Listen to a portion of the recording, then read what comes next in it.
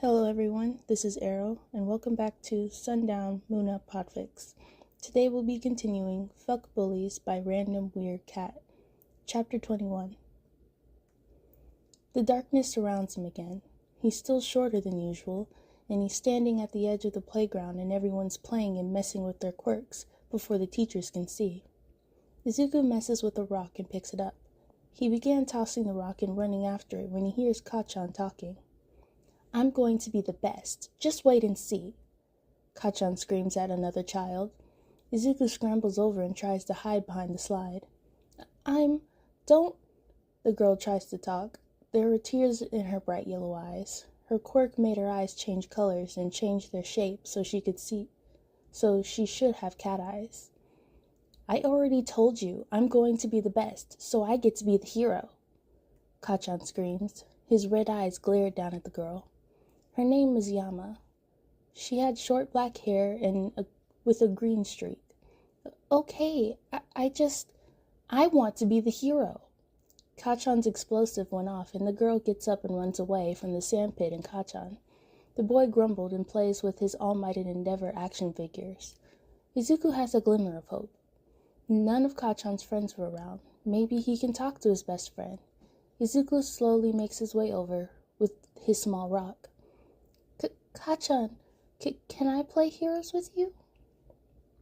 Kacchan looks up with a grin. It looked more like a sneer, though. Izuku flinches. "Obviously not. I don't need a worthless Deku playing with me." Izuku clenches the rock to his chest and nods. That's not nice. I'm not worth..." "You aren't worth anything. You're a stupid, pathetic, worthless Deku." Kacchan lifts his hand and an explosion pushes Izuku back. His rock flies out of his hand and he tumbles to the ground. Izuku groans and holds his burned arm to his chest. I'm not..." "You'll always be Deku. Nobody wants to play with you because you're so dumb." Another explosion hits Izuku and he skids back. His shirt catches on a few rocks and rips.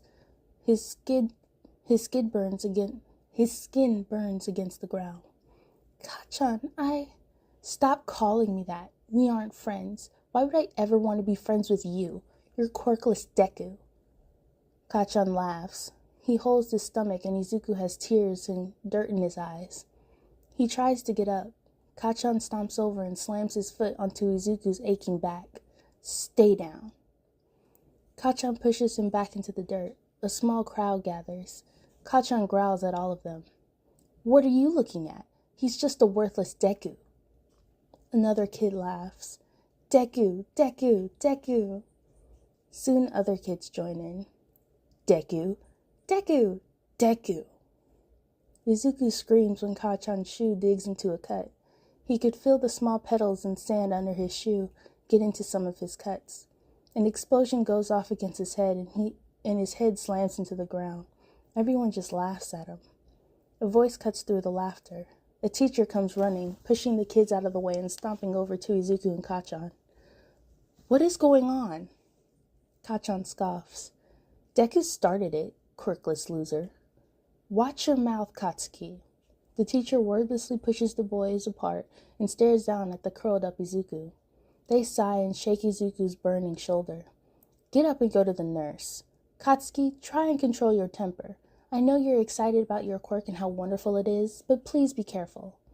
The teacher pulls Izuku up and pushes him along. Their hand brushes against the cuts and he whimpers. "Hush, it's not that bad. You're being dramatic over a few scrapes and burns." The teacher was scolding him? He didn't do anything wrong. The nurse never calls his mother. She bandages his wounds and pats him on the back with a smile. The nurse asks him not to play so roughly. He was quirkless after all, and very fragile. They were blaming him? He was only 5. You are so very right. It's not your fault, and it never will be." Alphaone's voice breaks him out of his train of thought. Izuku sobs and thrashes.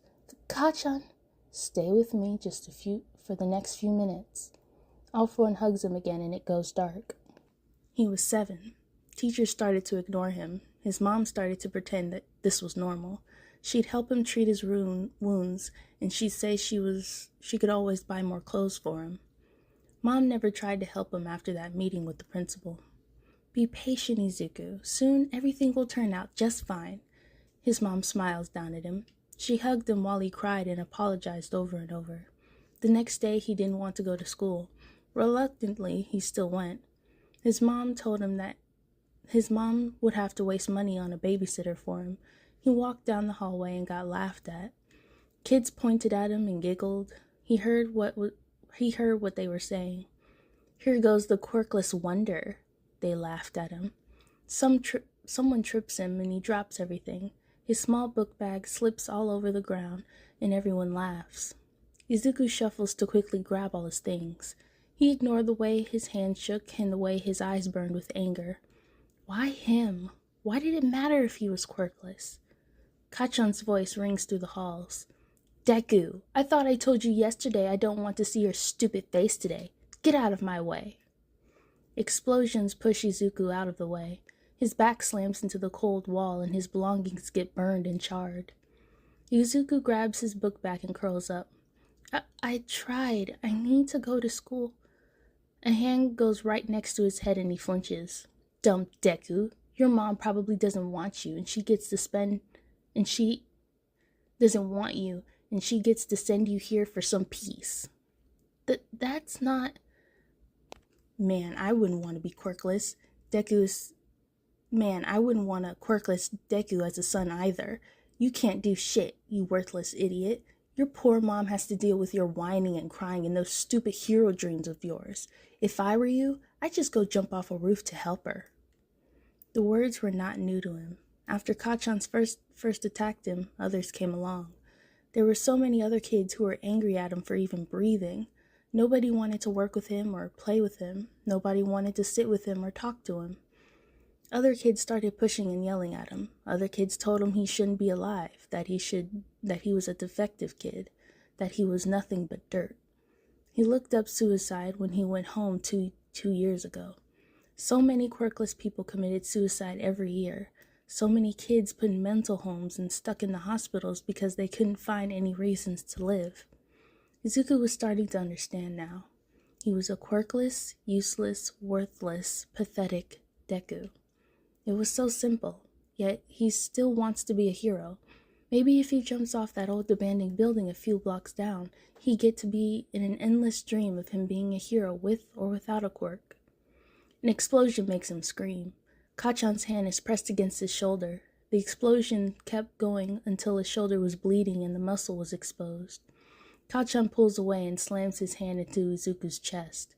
"You're just a workless Deku, and that's all you'll ever be." Izuku's back slams into the wall as an explosion goes off into his face. His head is bowed and he falls limp but still awake. Teachers came. They didn't want to call an ambulance, but they had to this time. The hospital bandaged his burns and sent him home with some pain relievers just a few hours later. His mom drove him home with tears in her eyes. "Izuku, I know you want to play with the other kids, but I don't think I can handle this. I can't handle you getting hurt all the time. You can't provoke the other kids. You know the other kids are rough." Inka was scolding him again. It was his fault. All his fault. He needed to keep his head down and stay quiet. He's just a quirkless idiot. Izuku keeps his mouth shut and kept his hands over his head. He ignores the pain as best as he could. It was his fault. Izuku curled up against the pillow and screams. A hand pets his hair. All for One was talking to him, but he couldn't hear him. He just kept screaming. All for One doesn't stop him or tell him to shut up. He lets him scream and quietly comforts him. "Let it out. You can scream as long as you want to." There's a knock on the door, and the door creaks open and Kirigiri comes running in. "Izzy?" "Not yet. Go." Kirigiri stood there staring at Izuku. I don't... Kirigiri seems to stumble over his words, and he holds a hand to his chest. All for One turns to Kirigiri with his hand still in Izuku's hair. "What?" Kirigiri stays silent and raises his hand. A box of tissues and a water bottle appear next to Izuku. Kirigiri closed the door. All for One sighs and turns back to the sobbing boy. I'm sorry. Izuku sees darkness again and hears more explosions. Chapter 22. You got any twos?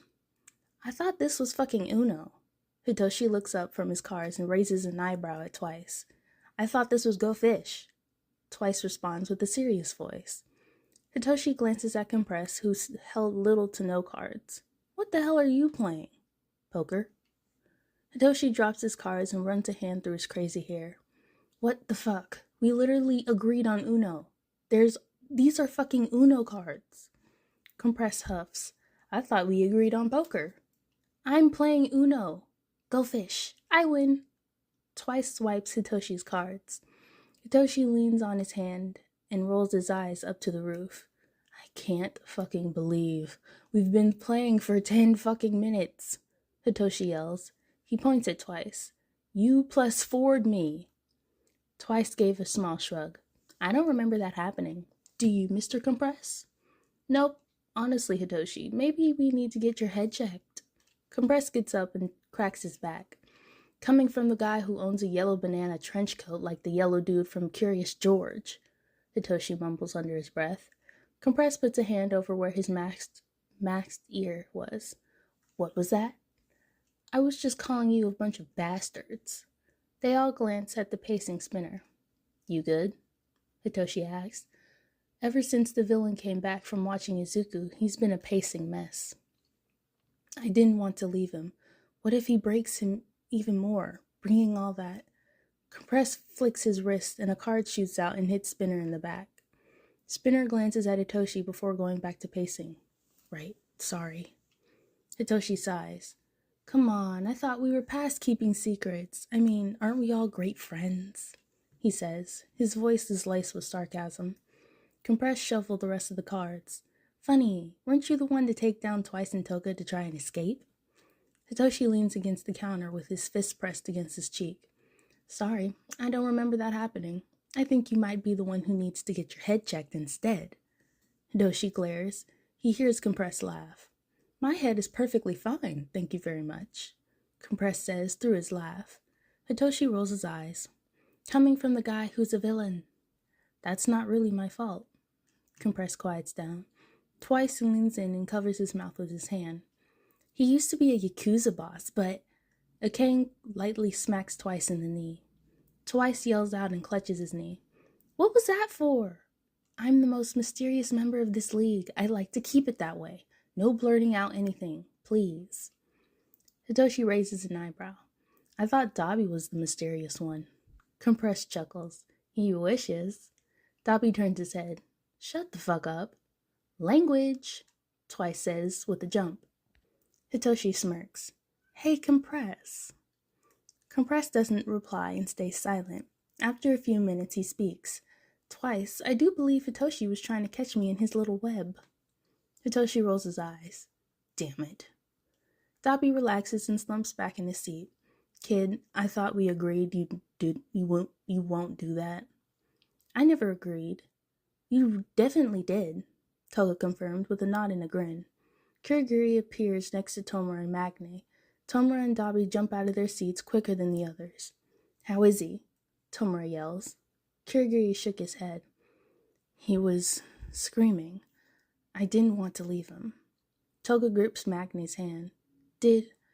Master kicked me out before I could do anything else. I don't think it's wise to go back there unless Master calls me. Kurigiri sits on a stool and held a hand to his chest. Twice places his hand on Kurigiri's shoulder. We'll hug him as soon as we can. If he's comfortable with that, Compress points out. Kurigiri sighs. Izuku, he reminded me of a kitten. Toga giggles. Well, he is like a kitten. Dabi scoffs at this. Yeah, an abused kitten. Hitoshi's hands clench at his sides. He was screaming and you just fucking left him? Why the fuck was he screaming? What was All for One doing? Hitoshi screams. Tomura places a hand on his shoulder with his pinky raised. Stay down. We'll tell you when it's over. Tell me right fucking now. Hitoshi pushes Tomura's hand off. We can't. Tell me. Hitoshi twists around and screams at Tomura. Tomura goes limp and His red eyes pale over. Sensei is bringing out Izuku's memories to show. Toga rushes over and stomps on Hitomura's foot. The pale-haired man stumbles back and yells, "Motherfuck!" He reaches for Hitoshi. The lavender boy flinches back and closes his eyes. I said we'll tell you after. You need to stop being impatient, Tomura says calmly. Hitoshi frowns. But I know, trust me, all of us want to go over there and grab Izuku. We want him safe and sane, but we need to do this to help him. Tomura sighs. He leans against Toga and lets her hug him. Making him scream is helping? Sensei knows what he's doing. He might not have the best ways to help Izuku, but he needs to do this. I swear, you'll see Izuku when we do. Tomura sits down on a stool. Hitoshi moves away from Dabi's warm hands that were reaching for him. You mean that? Yes. Alright everyone, that is the end of chapters 21 and 22 of Fuck Bullies. I think it's gonna last a little longer of All for One just making him go through those memories, and it does not end well how he wants it to. Thank you so much for listening, and I'll see you all soon. Bye!